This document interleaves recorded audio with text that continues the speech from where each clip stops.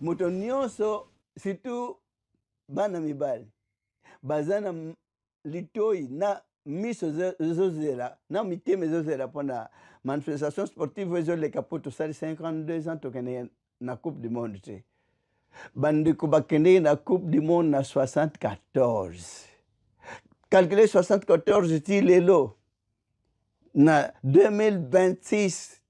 espoir ebandi komonana mais bandeko équipe bapreparaka bandeko na biso tokokutana na bango baza en plein baentraînement bapréparatif ya kosakana te biso toza nanu korecrute bajoueur bo baa na poto Léopard ekende na bacoupe d'Afrique na coupe du monde na baloko kaka bavibraki quand même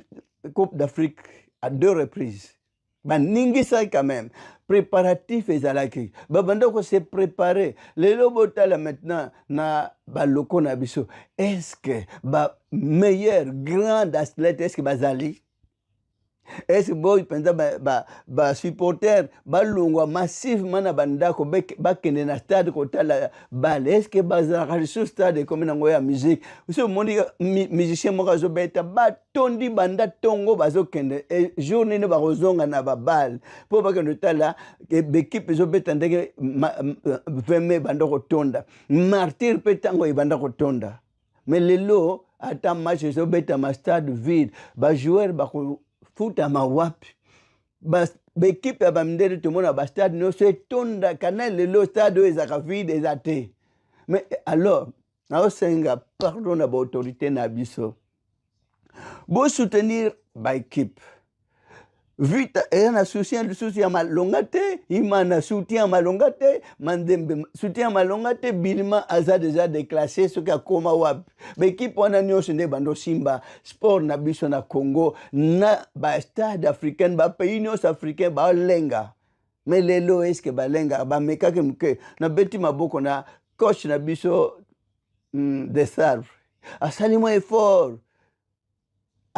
effort tozongi tokomi na porte ya mondial tolingo tokota te donc tosukaka na porte basi bakangaki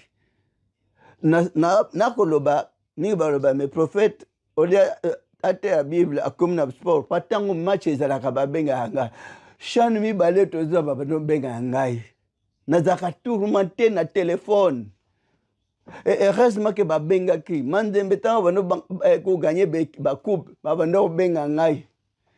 na banda kotala ndenge ekoleka me toselaka bamiracle ya nzambe te bale eza miracle mpenza nzambe te entraînement ya bajoueur na lelo bajoueur na biso baza nano na esika moko basentraîne te surtout tozotia espoir na babinationaux bato ya poto baprofessionnel bamosusu bakoya so bazwi eloko ya malonga te bakomi découragé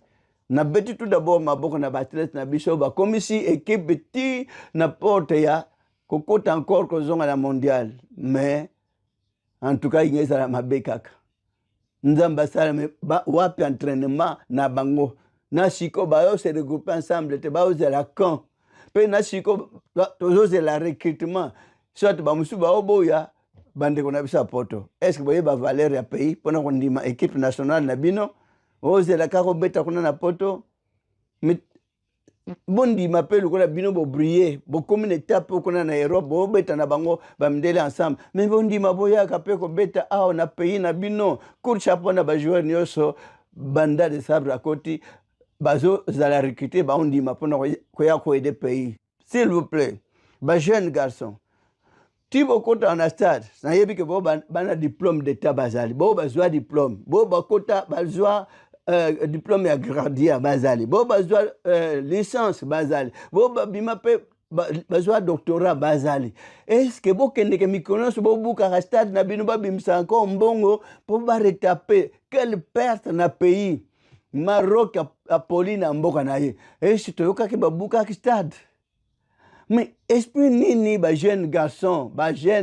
bozoboma mboka équipe na bino so eganye bosepeli so epoli bokanu komi kobwaka na mabanga milangi ya masuba aza likolo kuna baosopela bato na mitu mais